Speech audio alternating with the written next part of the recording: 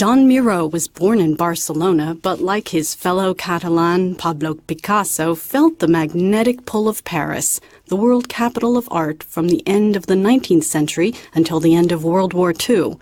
The recent exhibit at the Museum of Modern Art, Jean Miro, Painting and Anti-Painting, 1927 to 1937, explores the rich context in which Miro created some of his finest work.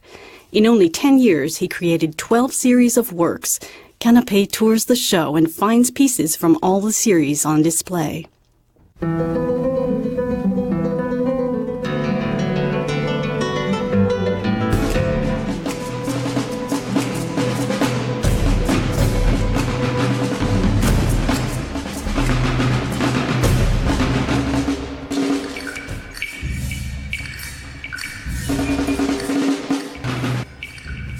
We're standing in a room surrounded by 5 paintings, very large paintings on white grounds.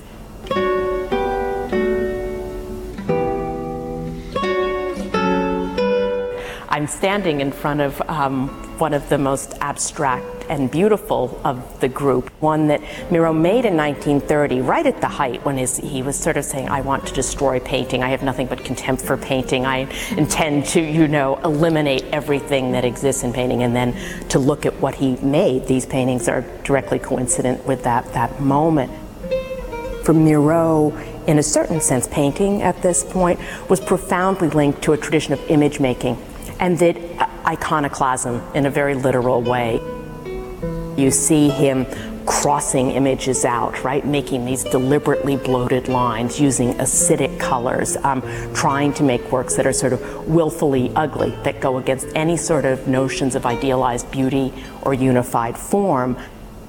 Image smashing, image busting at this particular moment. The first Dutch interior one that you see on entering the gallery is, we know, very directly based on a postcard, a chromolithographic reproduction of a 17th century Dutch genre painting by J.M. Soort. The way Miro is directly tackling, right, convention. I think looking at the body, like what happens to the lute player when you're looking at that picture, is just, it's both sort of humorous and then it's kind of scary too at the same time, because really all that's left in the end of the main protagonist of this picture is this bright red circle of a face. Little mustache, the sign of the bourgeois gentleman, has been displaced over to the side, and down below the musical instrument kind of takes over his whole body, and all that's left are the little legs that poke through at the bottom. What he's getting at is some sort of a deforming impulse, right? A deforming and a defacing that is metaphorical and not literal. The second group of works that you see in the exhibition are Miro's first real sustained series of collage constructions. They're always referred to as the Spanish dancers. And here you see Miro at his most reductive in certain senses. Portrait of a dancer is comprised of nothing but a cork, this incredibly oversized hat pin that skewers the cork, and a feather.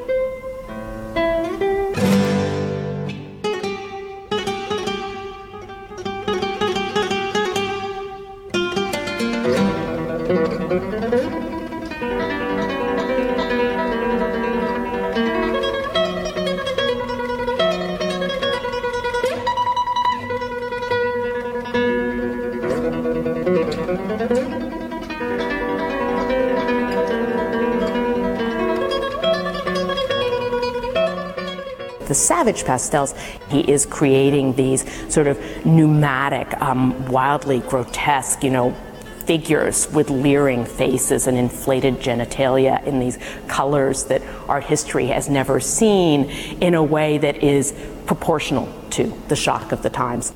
The show ends with a still life titled Still Life with Old Shoe that Miro created in Paris, and he's going to return to working from life, from the model, from the real. And so I think in that sense, the show comes full circle to create this hallucinatory image. in an encapsulated way, this show is a story of modern art in which, you know, every act of construction, of invention is linked to destruction of something else. And I think you see that particular tension played out over and over again in these rooms.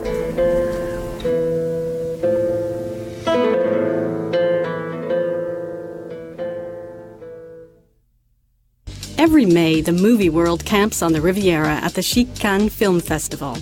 But the Riviera is much more than a playground of the wealthy. It's also a region of ports, not all fashionable or rich. Abdelatif Keshish's magnificent new film, The Secret of the Grain, takes a close look at this other Riviera through the experience of a Tunisian immigrant family. Canape takes a look at the film the New York Times calls bustling and brilliant.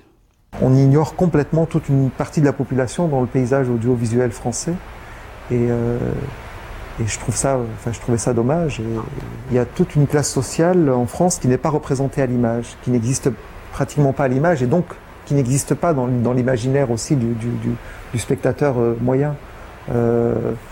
Et j'avais envie de faire exister cette classe sociale et de lui donner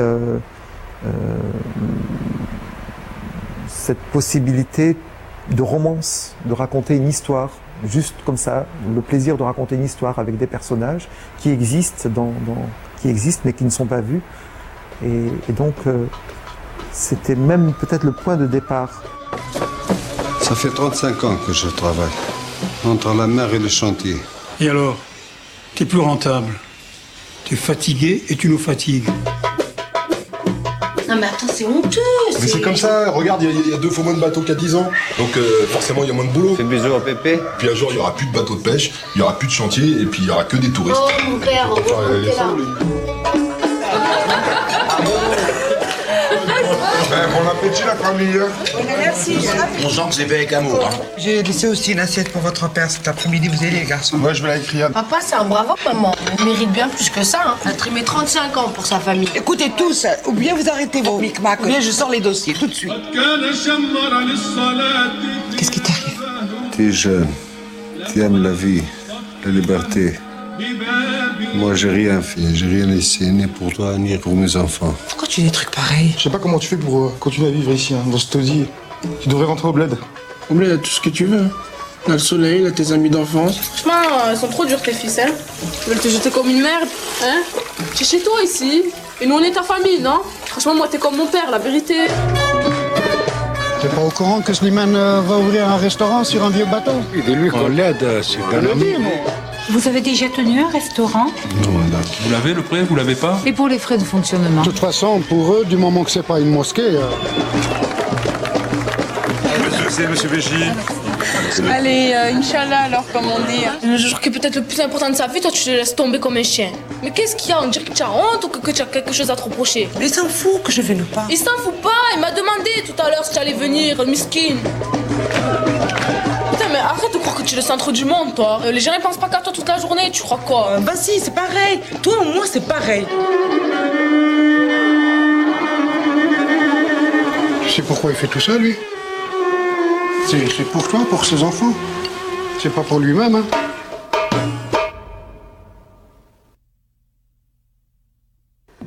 Tasteful and intelligent are words forever associated with the movies of Merchant Ivory Productions. Director Ivory, who hails from Oregon, has crossed the globe making films from India to Long Island.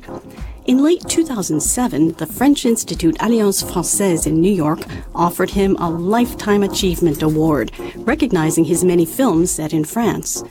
Canape chats with the lauded filmmaker about his long-time relationship with the City of Light and the French Republic.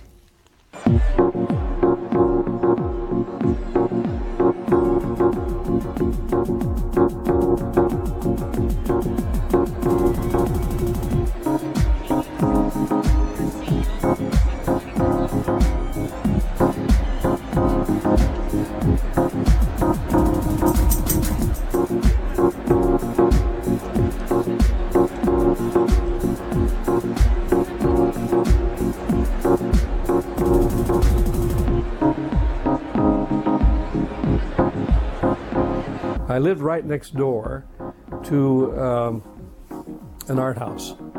And I had that sort of common wall with the art house and my bedroom. And I could actually hear the films sometimes that were going on in there. But later, when the French New Wave came along, I was living in New York, and I certainly admired Truffaut and Godard and all those great directors who created that movement. Quartet was the first film we made, and that was in 1980. And that happened because I had just picked up the novel Quartet by Jean Rhys and started to read it and got intrigued, and I'd always been interested in the whole scene of Paris in the 20s and Americans, for instance, in Paris in the 20s and that kind of thing. And I just wanted to go back to France and work some more because my experience there with Quartet had been such a happy one. I really liked working in France and with the French and French crews. Then Ismail wanted to make a film in France, and he wanted to make a film with Jean Moreau. And he didn't really know what film or what kind of film, but they came up with an idea, which was the proprietor, and eventually they made it. And so Ismail directed his that was his second feature. My film was sort of had just been shown there that afternoon, and he came up and said how much he liked it, and that he was surprised that an American would know these kinds of things about India. And I said, thank you. And then he said, do you want to come and have some coffee? And I said, sure. He was always getting up to go and make phone calls. Oh yes. And actually, someone knew would go for 20 minutes. No, it's not this. No, he was on the phone all the time. Shakespeare Walla kind of began to build our international audience, and it started in France. And it was the beginning of a whole series of very, very well-received Merchant Ivory films. I'm known more as someone who even thought of as an English director, which of course I'm not. But we ended up making more films in France than we ever did in England, almost double the number. And they are some of my favorite films.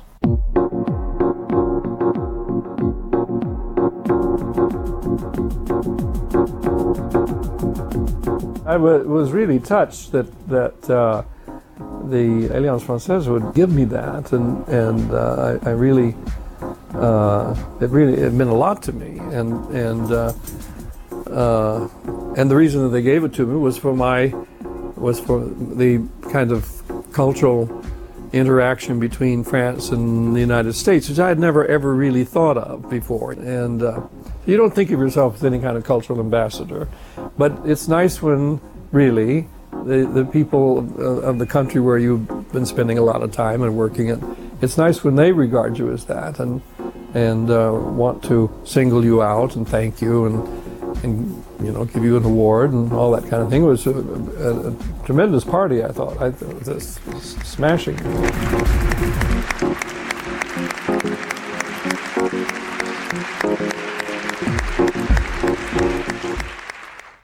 A couple of thousand years in the future, there are no lines around the Louvre. It's been buried by a new ice age and is only just being rediscovered by a team of archaeologists and their genetically enhanced bespectacled dog colleague, Hulk. Such is the premise of Nicolas de Crécy's graphic novel, Glacial Period, a project developed with the Louvre as a way of introducing itself to new audiences. Author de Crécy chats with Canape about the value of all the fun. C'est vrai que la bande dessinée, quand elle est exposée, elle est sortie de son contexte, qui est le contexte du livre. Et je trouve ça intéressant, mais je trouve ça intéressant aussi de montrer autre chose que de la bande dessinée, donc des images plus travaillées qui sont dans un esprit illustratif. Alors il y a des planches extraites simplement de deux bandes dessinées que j'ai faites. L'une, c'est ce qui s'appelle Le Bibendum Céleste, qui date à peu près d'il y a une douzaine d'années. Et la seconde bande dessinée, c'est Période glaciaire, qui est une bande dessinée récente et qui est la seule qui a été traduite aux États-Unis pour le moment.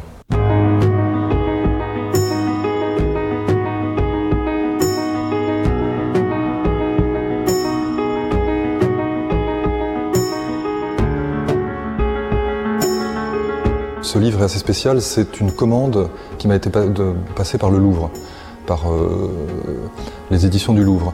En fait, ils ont voulu créer une collection d'auteurs de bande dessinée qui s'expriment sur le Louvre, mais d'une manière complètement libre. Donc moi j'étais le premier à ouvrir la collection, et ça a été très très intimidant parce que le Louvre c'est quand même c'est une planète, c'est un musée qui est tellement gigantesque dans lequel il y a un nombre de pièces tellement impressionnantes et qui couvre une telle période que on ne sait pas par quel angle d'attaque commencer. J'ai placé l'histoire dans un futur que je précise pas, mais qui est dans un futur de, je sais pas, on va dire d'un millier d'années. Et l'Europe est sous les glaces, et le musée du Louvre lui-même est sous les glaces, enfin Paris est sous les glaces dans le musée du Louvre. Et ces explorateurs découvrent ce musée et tout ce qu'il y a à l'intérieur.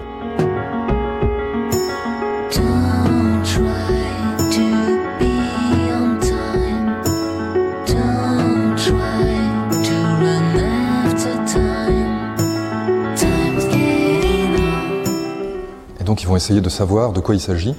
Ils ne savent pas du tout que c'est un musée, ils ne comprennent pas ce que sont ces pièces. Et à la lecture des théories qu'ils échafaudent, c'est risible parce que tout ce qu'ils racontent, c'est complètement ridicule. Ils ont une vision justement trop scientifique. Mais le chien, justement, qui a ce flair historiologique, sent un peu plus les choses et est plus proche de la réalité que les scientifiques.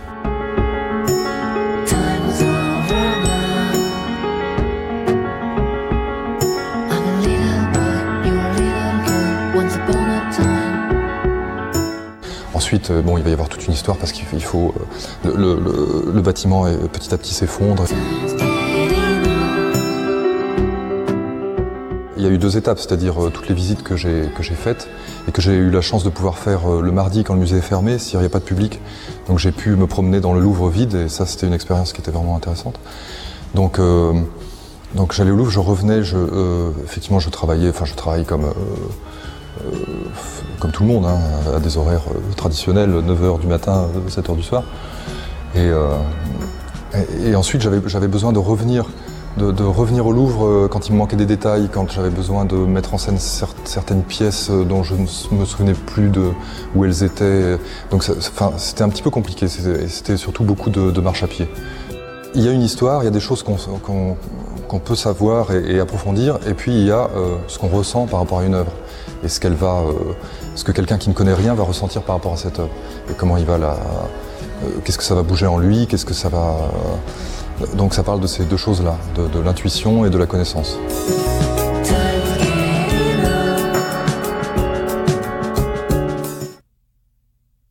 What takes $12,000 of flowers a month, 500 pounds of black sea bass a week, and 1,300 hand-washed glasses a day? The answer is New York's 3-star Michelin restaurant, Le Bernardin. But it takes a book to tell the whole story of how the landmark eatery has achieved its reputation and continues to please the palates of critics and customers. Author of On the Line, Chef Eric Ripper gives Canape an inside view. I wanted to pay homage to the team who makes Le Bernardin successful, and at the same time I thought it could be inspirational not only for people who are in my industry or foodies, but to whoever has a company and whoever has to build a strong team to deal with customer service and to provide a service. And when we deliver a service, it's about delivering excellence. When people come to the restaurant, it has to be this kind of a seamless effort coming from the team. And every day at 12 o'clock or 1 o'clock and every day at 8 o'clock at night, it's basically war here.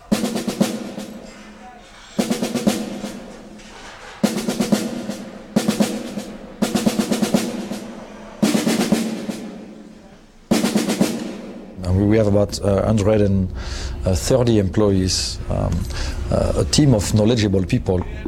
It's a mini army dedicated to bring that experience. Kitchen is it's the hardcore piece in a restaurant. It's a limited space, although it's probably about 3,000 square feet, but you have maybe 25 cooks working at the same time. It's very physical because of the heat, the heavy equipment that we have. The organization is very similar to military organization almost. What we want to make sure is that no one panics. The last minute details are so important because you can do something very well all day long, And then if at the last minute you miss the last detail, everything is basically discarded. I mean, you could have worked hours and hours, and then suddenly you have something lousy. At Le Bernardin, the fish is the star of the plate. Our approach is all, again, thinking about the main ingredient and what will be triggering something that will make it exceptional. The Atlantic coast of the US has amazing fish. The quality, first of all, is absolutely exceptional in terms of freshness, and then the flavor of the fish is really quite exceptional as well. But it doesn't mean that the fish cannot come sometimes from Hawaii, Japan, or sometimes South America or Europe, but mainly the direction is to use what we have locally. The day that I spend at the restaurant, I love the human aspect of it. The cooking aspect is a given, since I'm a chef. And of course, the eating chance that I have every day is a given. But I love the human aspect. I love the interaction with the clients, but I love the interaction with the team. And when you're surrounded by talented people, smart people, and that everybody's, again, passionate and don't count the hours, and everybody's trying his best to, at the end of the day, it's something, again, very basic, pleasing the client. It's about bringing a smile on people who come here. The real secret of that is build a team. I selected something a bit strange at first look. We are going to do a marinated guidoc, and guidoc is a gigantic clam. It looks like a steamer. We use only the trunk of the animal. So I have here part of the trunk that has been cleaned and peeled. We remove the skin. I'm going to slice it. So of course you need a very sharp knife. And it has a great texture. It's very, very crunchy, and it has the qualities of an oyster and a clam together with that great texture, the crunch that you can get. It's very briny at the same time. It's basically having the ocean materialized into something. We are going to marinate it in a very quick way, like a ceviche. So, as soon as you slice the guidoc, you put it in a bowl, and then we're going to add some ingredients in it. So it's something that also you can do with other species. You don't have to use the guidoc. You can do a ceviche with shrimps, you can do a ceviche with fish. If you do a ceviche with shrimps, they should be cooked. If you do a ceviche with fish, it doesn't have to be cooked. The lime and the lemon will cook with the acidity, they will cook the fish. So here I have a little bit of tomato dice, and that will give a little bit of color as well. Some red onion, shaved very thinly. We have some jalapeno, and we remove the seed so that way it's not so spicy, but it has a right nice crunch texture. Some salt, a little bit of spicy pepper, white pepper, some lime juice. And the lime juice is going to cook, again, the flesh of the guidoc. It's going also to release, help to release the juice of the guidoc. A little bit of olive oil. And now I'm going to cut the herbs at the very last minute. So we have some mint and basil, and we have some coriander or cilantro. We add them at the very, very end. And I just have to toss everything together. Of course, I'm going to test to make sure the seasoning is right. Maybe a tiny bit more oil. And I have a little bit of a clam juice here from the guidoc itself. We just have to plate it. So we have a nice shell, and I'm going to fill it with the sliced marinated guidoc. So it's very simple, it's very quick to do. And again, you can use fish, you can use snapper, halibut, black bass, any kind of a white fish Even tuna will be nice. And you can marinate it the same way and create a nice ceviche. A little bit of the juice. We have some micro coriander here. And then we have some freeze-dry corn that has been roasted. And you can see it's simple, it's easy, and it's very delicious.